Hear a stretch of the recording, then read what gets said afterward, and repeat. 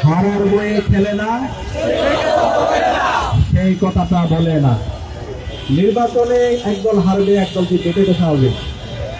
কিন্তু তাই বলে নির্বাচন কমিশনের সামনে দাঁড়িয়ে মত তৈরি করে জুলাই বিপ্লব পরবর্তী 4 কোটি যে তরুণ আছে, তরুণদের বিরুদ্ধে অবস্থান নিয়ে নির্বাচন বন্ধ করে দিবে, সেটা ছাত্র সমাজ মেনে নিবে না।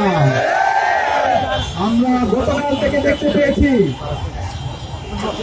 বাংলাদেশ জাতীয়তাবাদী ছাত্র দল গত 16 বছরে যারা আমাদের সাথে একই সাথে আন্দোলন করেছে, গণতন্ত্রের জন্য আন্দোলন করেছে, বাংলাদেশের মানুষের ভোটাধিকার নিশ্চিত করার জন্য আন্দোলন করেছে, সেই দল বাংলাদেশের তরুণদের, ছাত্র সমাজের প্রাণের দাবি ছাত্র সংসদ বন্ধ করার জন্য তারা আজকে নির্বাচন কমিশনের সামনে দাঁড়িয়ে মত ভায়োলেন্স তৈরি করছে।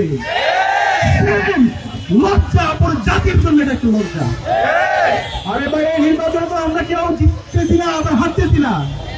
এই নির্বাচনের মাধ্যমে জুলাইয়ের প্রজন্ম জিতছে, এখানে কোনো একক দল অথবা একক কোনো ছাত্র সংগ্রাম জিতছে না। জুলাইয়ের যে প্রজন্ম তৈরি হয়েছে তারাই জিতছে। কেন আপনারা এই জুলাইয়ের প্রজন্মের বিরুদ্ধে অবস্থান গ্রহণ করছেন? আমরা কিছু দেখতে পেয়েছি আজকেও সেই রাজনৈতিক দল এবং তাদের মালা সংগ্রহের নির্দেশে একইভাবে নির্বাচন কমিশনের সামনে অবস্থান গ্রহণ করেছে, একই সাথে তারা মত প্রয়োগ করছে।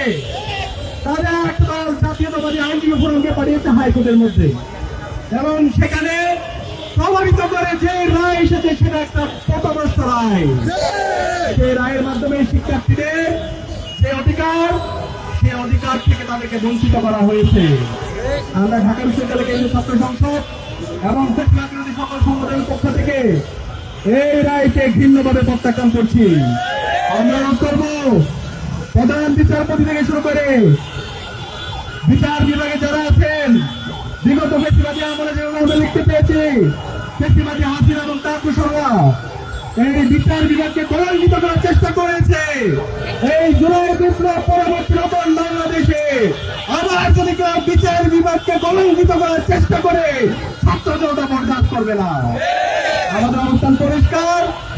শিক্ষার্থীদের যে ছাত্র সংসদ নির্বাচনের যে তারিখ নির্ধারিত হয়েছে, নির্ধারিত সময়ের মধ্যে নির্বাচন হতে হবে। 10 কোটের মধ্যে শিক্ষার্থীরা দাবি নিয়ে আইনজীবীরা গিয়েছে, আমরা শুনতে পাচ্ছি তাদেরকে অসহযোগিতা করা হচ্ছে। যারা অসহযোগিতা করছেন তাদের বিরুদ্ধে আমাদের প্রতিবাদ প্রতিরোধ জারি থাকবে।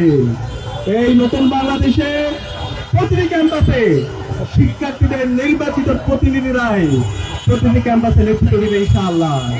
এই জায়গায় যদি কেউ ব্যবসা করতে চায়, সেই যতই শক্তিশালী হোক, তার বিরুদ্ধে বাংলাদেশের সকল মানুষরা, 4 কোটি ছাত্র সমাজ, তারা তাদের প্রতিবাদ প্রতিরোধ জারি রাখবে। সেই যাত্রা চলমান থাকবে, এবং এই যাত্রায় এই গণতন্ত্রের চর্চাকে কেউ যদি বাধা তৈরি করতে চায়, তাহলে বাংলাদেশের ফেসিবাদের পরিণতি যে হয়েছিল তার চাইতে খারাপ পরিণতি আপনাদের হবে। আমি অনুরোধ করব বাংলাদেশের সকল ছাত্র সংগঠনগুলোকে, ফেসিবাদ বিরোধী যারা আন্দোলন করেছে তাদেরকে, যারা নির্বাচন বানচাল করার চেষ্টা করছে, যারা মব ভায়োলেন্স তৈরি করার চেষ্টা করছে, যারা শিক্ষার্থীদের অধিকার থেকে তাদের হরণ করার চেষ্টা করছে, তাদের বিরুদ্ধে আপনাদের প্রতিবাদ প্রতিরোধ জারি রাখতে হবে। আমরা আশা করছি যে নির্বাচনের তারিখ হয়েছে, সেই নির্ধারিত তারিখে নির্বাচন হওয়ার মাধ্যমে বাংলাদেশের গণতন্ত্র বিজয় হবে ইনশাআল্লাহ। ইনকিলাব জিন্দাবাদ।